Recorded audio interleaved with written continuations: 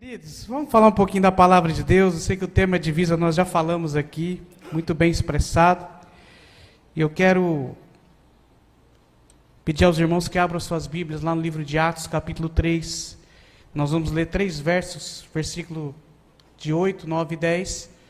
E depois discorrer no texto de todo o capítulo 3 de Atos, do verso 1 a 10. Mas nós vamos ler apenas 3 versículos, que é o final de uma história que tem tudo a ver com aquilo que a gente vai falar hoje aqui.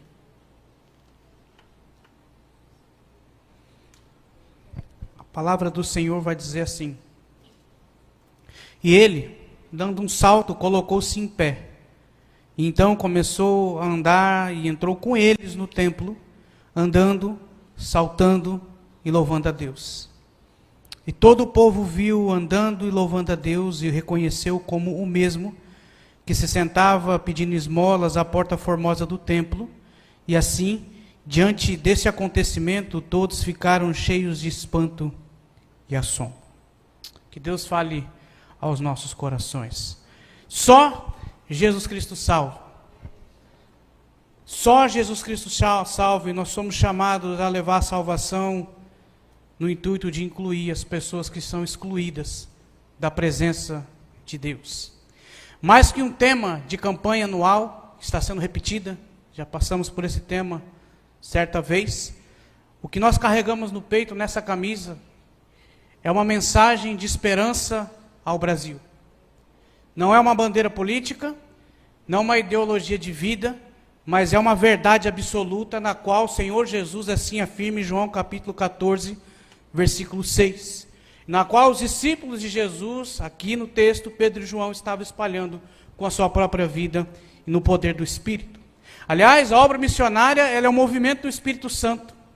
A obra missionária, ela almeja alcançar pessoas que estão mortas em seus pecados e delitos.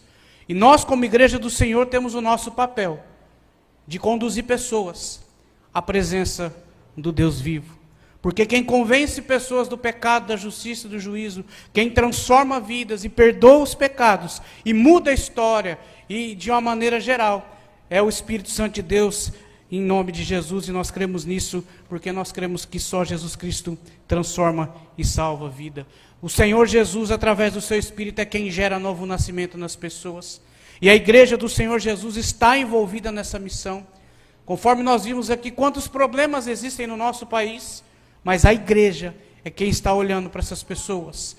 Porque a igreja que foi chamada para ser sal e luz, não seu político de estimação, mas a igreja de Jesus Cristo foi chamada para ser sal e luz. É a tua missão. Não transfira a tua responsabilidade para outros. Não terceirize a obra missionária, a vocação da igreja, que é de glorificar a Deus, chamando e conduzindo pessoas à presença do Deus vivo, porque só Jesus Cristo é quem salva. O texto que nós lemos aqui narra a história de um homem que foi transformado pelo poder de Deus. E ali o resultado da transformação que o Senhor Jesus opera através de Pedro e João é um Deus sendo glorificado, é um Deus sendo temido e uma vida transformada. Pedro e João estavam indo ao templo para fazer suas orações, como de costume, como qualquer judeu, e ao templo pelo menos 3 vezes ao dia. E aqui já era a 3ª hora do dia, 3 horas, a hora nona, a 3 horas da tarde, então quase para dar o pôr do sol ali, entre 4 e 5 horas da tarde, e como de costume, Pedro e João estavam indo ao templo. E também era outro costume colocar mendigos à porta do templo, e principalmente os deficientes físicos, como esse homem aqui, um aleijado de nascença, que tinha sua deficiência, e por ser deficiente, não poderia adentrar ao templo, que simbolizava ao judeu a presença de Deus. Então, para o deficiente físico, da porta para fora. Para o leproso, da porta da cidade para fora. Mas nesse caso, costumes aqui estavam sendo preservados. A oração no templo e colocar necessitados à porta do templo, a presença de Deus. Mas a diferença é que dessa vez, o templo dos judeus estaria recebendo a presença da igreja de Cristo, representada através de Pedro e de João. Porque o templo aqui é judaico. Aliás, templo cristão nós só vamos ter na história em 313 depois de Cristo. Constantinopla atual, hoje, Istambul, na Turquia. Então, templo cristão não existia. Isso a história nos mostra. Que existia templo judaico, E os cristãos aqui, os seguidores de Cristo, os discípulos de Cristo em transição, vamos dizer, religiosa, tinham costume ainda de orar no templo, mas era de casa em casa também que a igreja avançava. Era no poder do Espírito. Tanto é que Atos capítulo 1, Jesus fala, olha, fica aí em Jerusalém, até que do alto veio o poder. Jesus sobe aos céus, Atos capítulo 2, o poder desce, o Espírito vem, convence as pessoas do pecado, justiça e juízo, milhares de pessoas se convertem a Jesus, e no capítulo 3 nós vamos ver Pedro e João ainda indo ao templo para fazer suas orações. Mas nesse inteirinho nós vamos ver as ações da igreja na transformação da vida de um homem para a glória de Deus. E Pedro e João, quando estavam indo ao templo, o aleijado percebeu. E quando viu eles que iam entrando no templo, versículo 3, esse aleijado, na mendigância, pediu uma esmola. E a palavra de Deus nos diz que Pedro não se preocupou em entrar no templo e fazer suas orações. Mas ele deu importância, versículo 4, a Bíblia diz que Pedro, com João, fixou o olho naquele mendigo, e o mendigo aleijado olha para Pedro, versículo 5, com a esperança de que recebesse alguma coisa.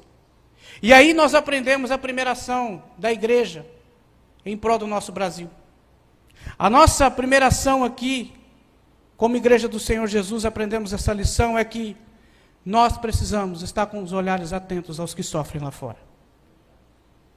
Porque a palavra de Deus nos mostra que a igreja representada olha para o mendigo e dá importância a ele.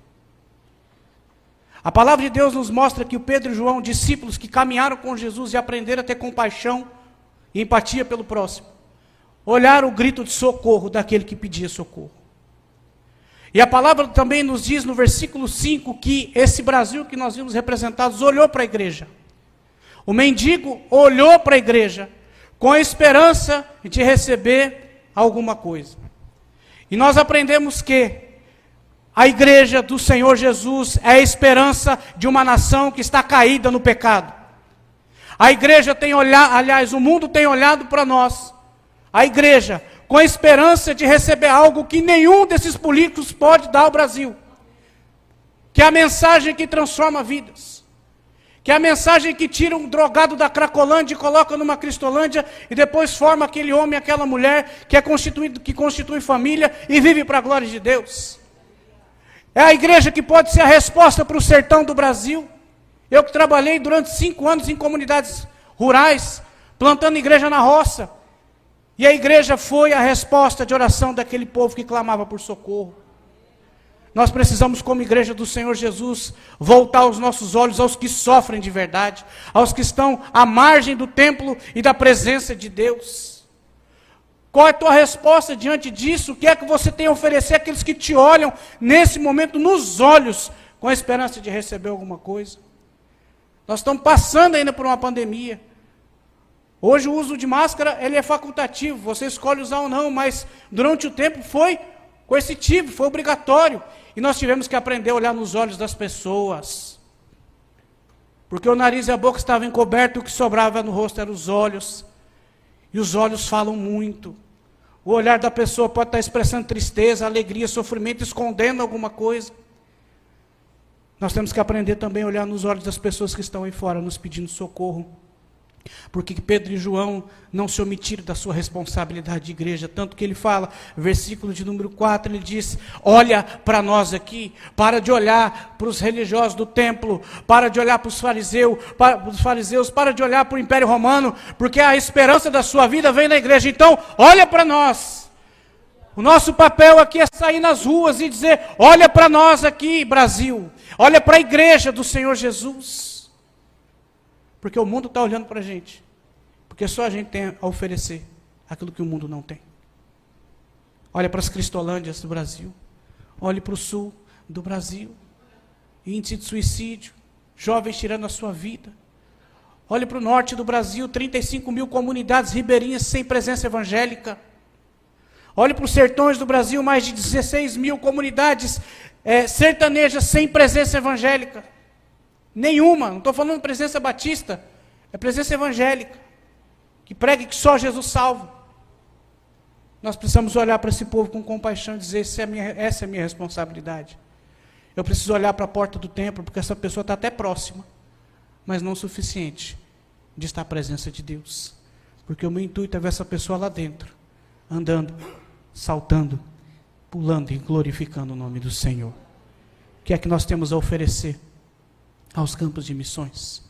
Porque o mundo está olhando para nós com esperança de receber alguma coisa. O que é que você, igreja, crente em Jesus Cristo, que nasceu de novo, que um dia esteve à porta, foi carregado para dentro, o que é que você pode oferecer aos campos missionários?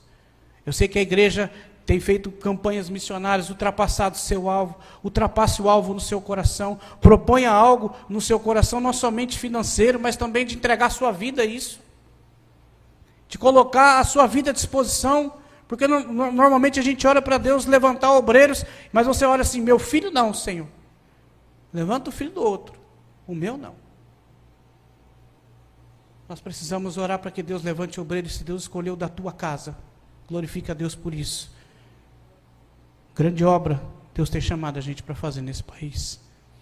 E a ação da igreja começa quando a gente começa a dar atenção ao grito de socorro dos desesperados, daqueles que estão à margem do templo, que estão à margem da presença de Deus. Mas não basta só olhar, precisamos agir mais ainda. E uma segunda ação nós encontramos aqui no versículo de número 6, quando Pedro responde ao olhar o clamor daquele aleijado e diz: então Pedro lhe disse: eu não tenho prata e não tenho ouro, mas o que tenho, isso te dou, que em nome de Jesus Cristo, o Nazareno, ande. Segundo ponto, segunda ação da igreja: primeiro é olhar, segundo é oferecer o que nós temos de melhor para aquele que nos pede socorro. Pedro não oferece dinheiro, porque dinheiro poderia resolver momentaneamente o problema daquele homem, de quem o usava ali também. Provavelmente tinha alguém recebendo um dinheiro usando a enfermidade daquele rapaz. Mas Pedro oferece algo que eu disse, o mundo não pode oferecer. O Estado pode oferecer programas sociais, bolsa aquilo, isso. Mas o poder de Deus, para colocar o caído em pé, somente o nome de Jesus, somente o poder que há no nome de Jesus. Mas talvez você fale, então, pastor, minha responsabilidade de contribuir com os meus recursos acaba aqui, de maneira alguma, porque Pedro e João, e principalmente o apóstolo Pedro, já havia deixado tudo que tinha para trás. Quando você lê Lucas capítulo 5, versículo de 1 a 11, nós vamos ter o relato da conversão de Pedro ali, da sua chamada ao ministério de pescar homens. Pedro, pescador nato, nós estamos numa cidade litorânea, eu fui numa igreja próximo, uma vila de pescadores, e ali nós temos pessoas que pescam e são entendidas do assunto. Pedro passa a noite toda tentando pescar alguma coisa para sua empresa faturar, e nada é pego ali. Mas Jesus, vendo ele lavar as redes, arrumar as redes, diz: vão voltar para a água, porque ali tem peixe, vamos lá pegar peixe. Vamos pescar, Pedro. E Pedro: Senhor, nós passamos a noite toda. Talvez numa conversa mais informal, Pedro poderia dizer assim: Senhor, teu pai era carpinteiro, pesca é comigo. O Zé fazia banco de templo, o negócio de pescar aqui com a gente entende do negócio. Só faço isso a vida inteira, mas sobre a tua palavra eu vou voltar a pescar. E o Senhor Jesus fala: joga a rede. E os peixes vêm. Os barcos dos vizinhos você pega emprestado para carregar o peixe. E o Senhor Jesus, na hora que está voltando, e disse: olha, é o seguinte, Pedro se rende a Jesus por ver o poder, em temor, disse: afaste de mim, não sou digno, Senhor, o Senhor é Deus mesmo. E Pedro reconhece o senhorio de Cristo, e o Senhor Jesus: vem que eu vou te fazer pescador de homens. Pedro não hesitou. Talvez nós faríamos diferente de Pedro, e falando: não, Senhor, vamos fazer o seguinte, hoje a empresa faturou, as ações da minha peixaria cresceu na bolsa, estou faturando dinheiro, vou vender o peixe, guardo o dinheiro para a gente ir para o campo missionário com uma estabilidade. Mas não foi isso que Pedro fez, ele largou sua empresa, seus peixes, o barco, a rede, e foi seguir com Jesus, entregando tudo que ele tinha, para que o reino de Deus fosse anunciado, pessoas fossem transformadas, e Jesus fosse glorificado. Nós temos que estar dispostos a entregar o que temos de melhor, para ver o nosso país de fato alcançado. A igreja foi convocada a entregar aquilo que tem de melhor. Assim como o Pai entregou o seu melhor para aqueles que estão aqui hoje, que foi o seu Filho na cruz, morto pelos nossos pecados, mas para a glória de Deus ressuscitou ao terceiro dia, vivo está e voltará para buscar a sua igreja. Enquanto isso, nós temos que pregar o evangelho, oferecendo aquilo que nós temos de melhor. Nós precisamos oferecer o que temos de melhor. O que é que você tem a oferecer de melhor para Deus? Do seu tempo, dos seus recursos, do seu talento, dos seus joelhos dobrados no chão. Nós precisamos estar dispostos a oferecer o melhor a Deus nos campos de missões. E terceiro e último, para a gente, para os testemunhos rapidinho. Além de olhar, além de oferecer o que temos de melhor, nós precisamos ser as mãos que honram pessoas que estão lá fora, ajudando a elas ficarem de pé. O verso 7 diz que Pedro estende a mão direita e ajuda aquele homem a ficar de pé. Até os pés e as pernas ficarem firmes, os tornozelos, Pedro segurou na mão dele com a mão direita. A mão da honra para o judeu. A mão que tocou o doente na porta do templo. Pedro havia negado Jesus 3 vezes anteriormente por vergonha e por medo de retaliação. Só que depois, no Atos capítulo 3, o Pedro, transformado por Jesus, o discípulo que andava com Cristo, não estava nem aí para que os outros iam falar. Porque Pedro honra aquele que para o judeu era o maldito. Pedro toca, e não toca simplesmente com qualquer mão, com a direita, ele honra, e faz questão de fazer isso na porta do templo, para que todo mundo visse, sem vergonha nenhuma, dizendo, vou quebrar protocolo, porque assim Jesus fazia. Pedro honra porque Jesus honrava. Jesus tocava os leprosos, Jesus tocava no cego, em quem ninguém queria tocar, e o Senhor Jesus nos chama hoje para tocar no intocável, para colocar as mãos naqueles que estão caídos lá fora e são desonrados. São usados muitas vezes como massa de manobras de alguns. São aproveitados de todos os tipos. E a igreja é convocada hoje não só para olhar, não só para oferecer o que tem de melhor, mas colocar a mão nessas pessoas. Dizer, vem cá, eu vou te ajudar a ficar de pé. Porque muitas vezes a gente prega no culto, faz um apelo, a pessoa se rende a Jesus. E nunca mais a gente conversa com ela porque a gente não estendeu a mão para ajudar ela a ficar de pé. E o resultado da ação da igreja é que nós temos um homem transformado. Assim que o tornozelo e os pés daqueles homens, daquele homem ficou firme. A Bíblia diz no verso 8 que esse homem deu um salto. A sua história muda. Esse homem fica de pé. E Pedro e João não diz, vai com Deus. Não, Pedro e João entram junto com eles. Vão comigo.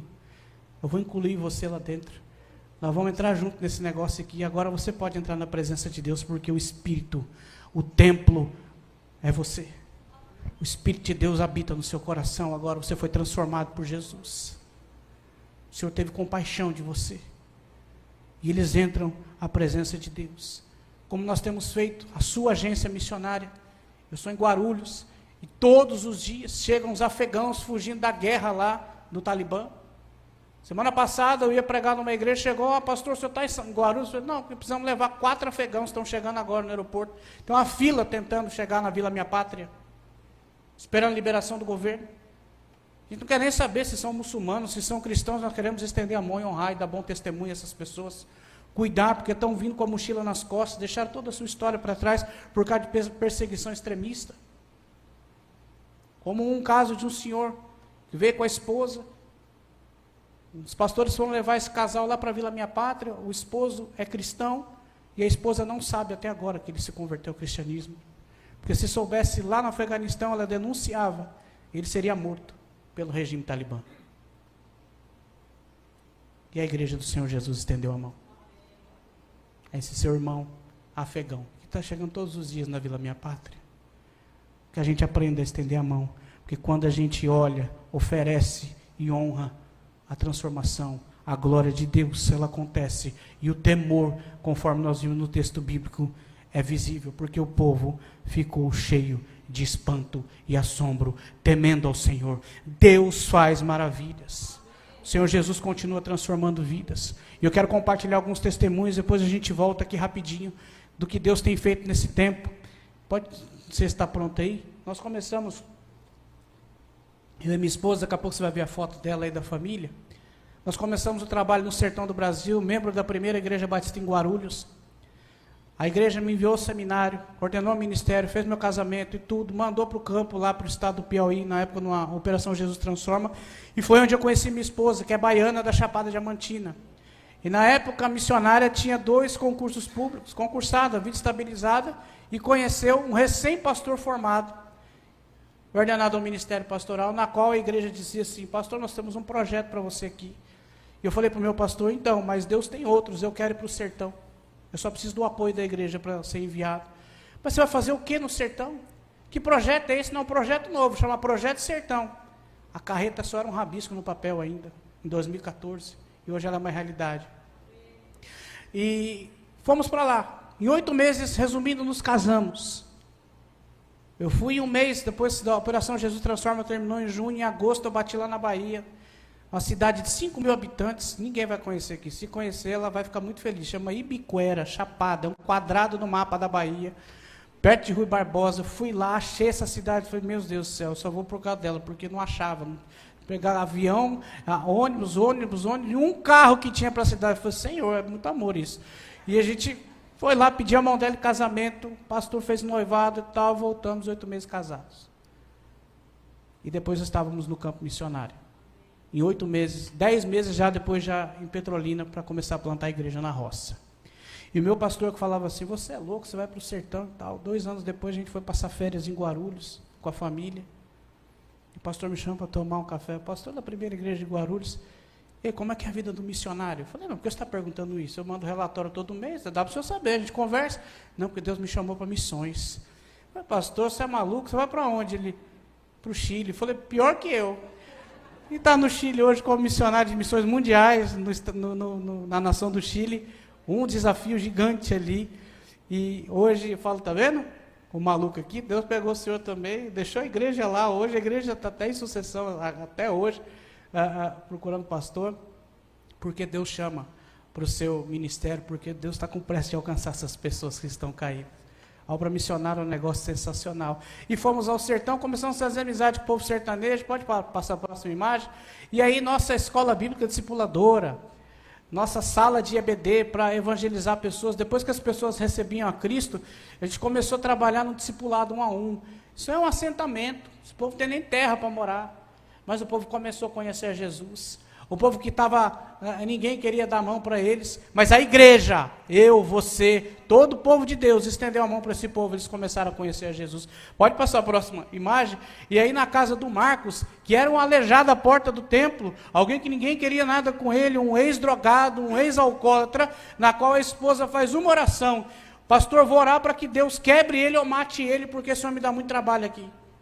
E louvado seja Deus que Deus quebrou Marcos, não matou. E Deus restituiu a família do Marcos. E Marcos quebrou as paredes da sua casa para poder receber a igreja do Senhor na comunidade.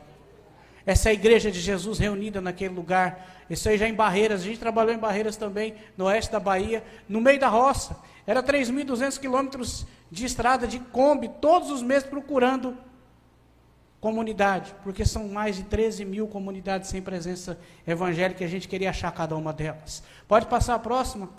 Trabalhamos também com musicalização, porque muitas dessas crianças iam para a roça colher cebola, trabalhar na roça pesado, substituir os pais. Algumas, não essas, mas a gente tinha relato que os pais vendiam essas crianças para prostituição infantil. Tem ainda cultura em algumas comunidades sertanejas de vender meninas de 14, 13 anos para senhores de 50, 60 em casamento, em troca de um terreno. Um absurdo isso. Mas isso acontece ainda no nosso país. Mas a igreja chegou nessas crianças. Em vez do cabo da enxada, o violão chegou nas mãos. E a estratégia de evangelismo ensina 2, 3 músicas que o povo conhece na roça, para eles cantarem, recital. Chama os pais, seu pai vai ver, meu filho vai tocar na igreja. A igreja é a casa de alguém. Mas aquilo trazia orgulho, uma alegria para o pai e para a mãe. E ali, mensagem evangelística, as pessoas se rendendo a Jesus, porque só Jesus Cristo salva. Era a igreja olhando, era a igreja oferecendo o que tinha, era a igreja estendendo a mão. E o aleijado pulando na presença de Deus. Pode passar próximo? E aí o seu Arnaldo, um ex-alcoólatra também, bebia muito, caía no chão. E esse homem se converte a Jesus. Num culto, ele se rende a Cristo e fala: pastor, hoje eu quero passar para a lei do crente. Quem é do sertão sabe o que é isso. No sertão, se você falar aceitar Jesus, lógico que eles aceitam. Agora, quando ele falou assim, eu passei para a lei do crente, porque o Espírito convenceu. Isso é uma linguagem ali. E o Arnaldo passa para a lei do crente, mas ele falou assim, mas eu quero fazer um teste com Deus, ele precisa me libertar da cachaça. Eu falei assim, você está liberto do álcool em nome de Jesus, olha a responsabilidade. Eu fiz igual o Pedro, levanta e anda, o que eu tenho eu te dou. E desse dia em diante o Arnaldo nunca mais bebeu. O Arnaldo se tornou, pode passar a próxima imagem, depois desse batismo, um obreiro na nossa comunidade ali em Lindolfo Silva, e começou a pregar o evangelho naquela comunidade, e todo o povo viu aquele que bebia, aquele que ficava caído, louvando, pulando, engrandecendo a Deus, e pregando sobre as maravilhas do Senhor Jesus, porque a própria vida do Arnaldo falava aquilo que Jesus fez na vida dele. Ele misturava as histórias bíblicas. Teve situação que ele botou o Davi dentro da arca de Noé, mas deu tudo certo, no final Davi foi salvo e virou rei de Israel depois de alguns anos. Porque ele gostava muito de narrativa, ele lia história bíblica. E aí, mais batismo? Pode passar a próxima imagem? Pode. E aí, depois de um tempo, a gente construímos 3 capelas no sertão. E essa foi a primeira que nós ganhamos, 3 anos depois de relacionamento. E gente que estava à porta do templo, e o templo já não coube mais. Pode passar. Isso é na comunidade de Carnaíba de Dentro, a Igreja Batista do Sertão, que em 2018 fez uma campanha missionária, saiu nas mídias e tudo. Essa igreja, no meio da comunidade rural, levantou mais de 11 mil reais para missões nacionais, numa campanha de missões. Uma igreja de roça. Pastor, como que eles fizeram isso? Esse povo vive tudo, maioria, de benefício social do governo. Sim, venderam o bode que tinha, fizeram churrasquinho de bode, e faz almoço, cantina, bazar. Eu sei que passou do alvo. O alvo ousado, o alvo era 8 mil. Falei, não vai chegar. Mas deixa eles sonharem, mas o Senhor Jesus é dono do ouro e da prata, a obra é dele, e o Senhor Jesus fez aparecer esse dinheiro. E aí, tudo dando certo. Em 2018, o autismo chegou na minha vida. Recebemos o diagnóstico, o projeto Voando no Sertão e a Junta de Missões Nacionais no Cuidado disso precisam para São Paulo. Vocês precisam cuidar da filha de vocês, a família em Guarulhos, lá precisamos plantar a igreja, mau coração, sertanejo, couro quente já de sol, e lá não tem bode, Guarulhos para comer, e aí a gente começa a trabalhar com crianças especiais, não porque éramos intencionais nisso, porque no momento eu falei, o meu ministério está acabado agora, porque eu vou precisar focar na minha filha, mas o Senhor Jesus tem os seus planos, essa é a minha família, Ana Júlia de 7 anos, amanhã eu estou em casa, se Deus quiser, em nome de Jesus, amém. Pode passar a próxima, e começou a nascer no coração uma igreja no sentido de inclusão às pessoas com deficiência. Não só o autismo, todos que chegarem a gente quer incluir. A Igreja Batista da Fé. Tem que ser pela fé um negócio desse. Porque a nossa comunidade é dentro de uma favela, praticamente. É uma comunidade bem perigosa ali, e a nossa comunidade de fé está ali no meio para ser luz naquele lugar. Mas pode passar a próxima imagem, e aí essa igreja começa a nascer assim, a inclusão. Conhecemos amigos que têm filho com autismo.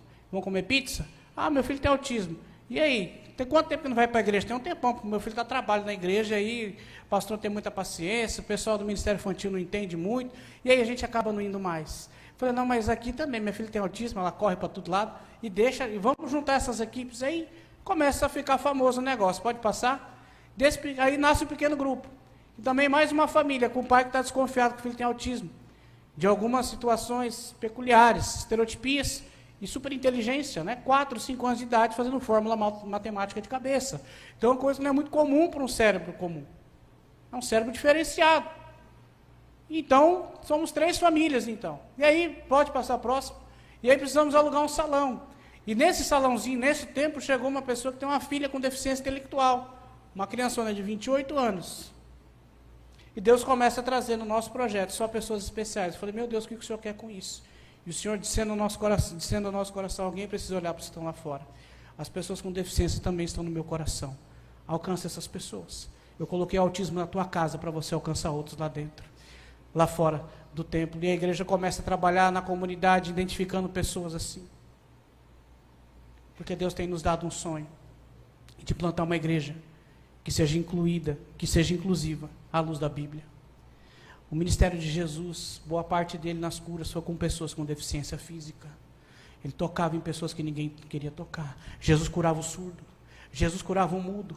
Tocava no leproso. O aleijado que foi curado aqui. Nós estamos diante de um relatório médico do Dr. Lucas. Gente que Jesus gostava de tocar. Gente que Jesus colocava as suas mãos. E eu nesse desafio gigante, pode passar a próxima, a congregação teve até batismo, pode passar a próxima imagem. E aí temos alguns alvos de fé. Meus irmãos, nós temos um alvo de fé, a igreja está crescendo lá. Nossa sala é totalmente insalubre. Eu não vim contar notícia ruim, não, eu quero contar as bênçãos, mas tem desafio. Eu preciso mudar urgentemente de prédio. O altar aqui dos irmãos, essa plataforma aqui, é maior que o templo onde eu estou hoje. É uma casa alugada. E as crianças especiais estão chegando, eu preciso montar lá uma sala sensorial. Alugar uma nova casa. Já tem uma igreja lá querendo ter uma casa pastoral, estão sem pastor, não estão usando, e querem alugar para nós, para ser o templo e também um projeto social. Em novembro nós vamos fazer a primeira roda de conversa sobre autismo. Nós vamos levar um autista que é pai de autista, o pai e o filho. E ele vai falar sobre o espectro na visão dele, vai ser a coisa mais linda ali. E nós queremos conscientizar professores, queremos iniciar pequenos grupos. Sabe por que eu estou falando disso? Não é só por conta da criança. É porque eu tenho alguns dados aqui que me preocupam. 1 a cada 30 crianças que nascerem em 2023 virão com autismo. A Universidade de Oxford fez uma pesquisadora da Universidade de Oxford, uma neurocientista, que em 2026, 1 a cada 25 virão com autismo. Ou seja, a cada 100 crianças, 4 terão espectro, fora as outras deficiências. No Brasil somos 2 milhões de famílias autistas. E nós temos algumas dificuldades, como as mães que não conhecem a Cristo se suicidam quando recebem diagnóstico. O abandono de lar, a evasão dentro do lar do genitor é gigante. A depressão pela não aceitação do espectro é algo real dentro de famílias autistas, como uma mãe que a gente conheceu numa das clínicas, que a Ana Júlia passou. Trigêmeos, os 3 autistas. Chegava na clínica com a camisetinha, as trombetinhas do Apocalipse, os 3. E todo mundo tinha que ajudando a socorrer as crianças. Que era um pendurado, não sei aonde, pega ali, segura ele, deixa. Como é que está essa mãe? A igreja está olhando para essas pessoas? Porque dentro desse Brasil gigante, nós temos essa população também. E se eu for somar as outras deficiências, 50 milhões de pessoas no Brasil têm alguma deficiência. Física, neurológica, mental, intelectual. E a igreja precisa ser os olhos, tá com os olhos nessas pessoas. A igreja precisa oferecer o que tem. A igreja precisa ser igreja. Precisa ser sal e luz. Porque também as pessoas com deficiência, elas precisam adentrar a presença de Deus. E testemunhar de Jesus, como a Ana Júlia tem feito para os seus terapeutas, começou a falar agora. Eu encerro com o testemunho da minha filha, que numa sessão de fonoaudiologia, há uns 10 dias atrás, a fono mostrou 30 figuras para ela. E ela, casa, gato, cachorro, cadeira, e a cruz, a hora que a fono, que é cristã, mostrou. Isso. Nós achamos que ela ia falar. O que ela respondeu? Eu falei para a tia Rai. O que ela respondeu? Ela não falou cruz, não. Ela falou outra coisa que eu chorei. A Ana Júlia falou: é a salvação, Jesus. Essas crianças conseguem testemunhar de Cristo. Começou a falar agora. E já está falando que Jesus salva. Meus irmãos, a gente precisa investir nessas crianças. Eu preciso da sua ajuda nesse projeto. Eu preciso da sua ajuda para a gente alugar um novo local. Eu preciso da sua ajuda e que você saiba que Missões Nacionais, além dos surdos agora, tem um projeto com os autistas. Nós vamos levar essa ideia para o Brasil inteiro, para os nossos projetos. Começar com a conscientização. Eu queria orar com você nesse momento. Você que foi chamado nessa manhã para olhar para essas pessoas aí fora. Você não sabe como a mãe de autista passa. O pastor, ele vive isso. Eu sei o que é isso. Quantas crises nós tivemos que ter a paciência de poder reverter, fazer manobras para que minha filha pudesse voltar ao normal. A chegar no desespero de ter que levar minha filha para um pronto-socorro e dizer assim, dá um calmante para ela. Porque ela não conseguia se controlar. Tamanha carga sensorial que estava vivendo. Mas em todo tempo o Senhor está conosco. E quando a Ana Júlia a gente percebe que ela está para ter alguma crise, ela começa a dizer: se eu estou segura, se eu estou confusa, ele segura a minha mão. Se eu estou confusa, ele segura a minha mão. Ela fica repetindo isso várias vezes, porque ela confia no Deus em que nós servimos. E a maior preocupação de um pai e de uma mãe de autista é: e quando o Senhor me chamar? Quem vai cuidar do meu filho e da minha filha? E Deus tem usado a boca da minha filha. Quando ela disse: Deus cuida de mim, eu posso confiar, Ele é meu pastor e nada me faltará. Ela canta muito. Ela canta muito. Como quem diz: o Senhor está cuidando. Deus cuida dos seus. Deus tem cuidado dos seus. Eu preciso que você me ajude a alcançar essas famílias especiais. Eu terei 40 líderes de ministério infantil na minha congregação, para a gente falar sobre conscientização dia 19/11 agora. E alguns falam: faz na igreja batista lá do centro de Guarulhos, que é um espaço melhor. Pastor, eu falei: não, eu quero que vocês venham aqui na favela, para vocês verem a nossa dificuldade. E quem sabe as igrejas nos ajudem a incluir essas pessoas. A gente precisa de estrutura. Eu preciso abrir essa oportunidade para você fazer parte desse projeto. Não só com os autistas, mas com todo aquele que está sem Jesus. Mas eles são mais vulneráveis e precisam da gente. Precisam da igreja olhando, oferecendo e honrando. Nós temos aqui, pedi para a nossa promotora, uma ficha PAN. Não sei quantos receberam um cartãozinho que tem esse QR Code. Se você fizer a adoção, vai direto para a página da Junta de Missões Nacionais do nosso projeto. Você pode adotar esse projeto a partir de R$30 mensais. Tem cartão, tem a ficha PAN. Você queira adotar esse projeto, enquanto pedir para você ficar de pé, aqueles que quiserem, faz um sinal para nossas promotoras entregarem, está aqui no meio, e aí nós vamos orar. Porque isso aqui não é oferta, não é dinheiro, isso aqui é investimento em reino. E nós precisamos investir nessas pessoas. Eu estou indo embora amanhã para Guarulhos, eu quero levar boas notícias, dizer que o estado do Sergipe abraçou e tocou nas crianças especiais da nossa cidade. Eu nunca tinha planejado, escrito um projeto com crianças autistas, mas Deus já tinha escrito isso e colocou nas minhas mãos, e agora, como diz meu coordenador, se vira, pastor, nós vamos ter que se virar, nós vamos ter que pensar alguma coisa mais estruturada, mas Deus começou já a mandar essas pessoas para a gente se mexer, porque Deus quer salvar as crianças especiais. Se você puder, fique de pé nesse momento, eu quero orar com você. Nós somos tocados pela palavra, não do Rafael, mas de Deus, que nos chama a agir como Pedro e João. Deus nos faça olhar para essas pessoas. A ficha você preenche, e se você puder me entregar antes de você ir embora, que eu preciso levar isso hoje embora, em nome de Jesus. Você vai me ajudar muito. É 5 minutos para você preencher. Mas eu quero orar com você, agradecendo a Deus, pastor, pela oportunidade de estar aqui e poder compartilhar tudo que Deus tem feito nesse tempo. E se Deus quiser mandar um vídeo daqui a um ano dizendo assim: olha, PIB de Aracaju, obrigado, porque olha quantas crianças. Nosso sonho é uma ONG para atender 100 crianças especiais, com psicólogos, com fono, porque minha filha tem acesso ao tratamento, porque os irmãos, através da oferta do PAN, pagam o meu plano de saúde. Tem mais algumas aqui. Se não tiver o cartãozinho, tem o QR Code, tem pouquinho. Isso. Acabou. Mas pelo QR Code dá para você adotar. Nosso sonho é ter essa ONG. Graças a Deus, minha filha tem todos os seus tratamentos, as suas 23 horas semanais de terapia garantida, em casa e na clínica. Mas tem criança que não tem. E a gente quer fazer alguma coisa por elas. Isso é um sonho muito grande ainda. É um negócio muito distante. Tem outros líderes batistas que têm sido abençoados com o espectro autista. Pastor Luiz Saião tem um filho e um neto com autismo. Conversei com ele certa vez e ele tranquilizou meu coração.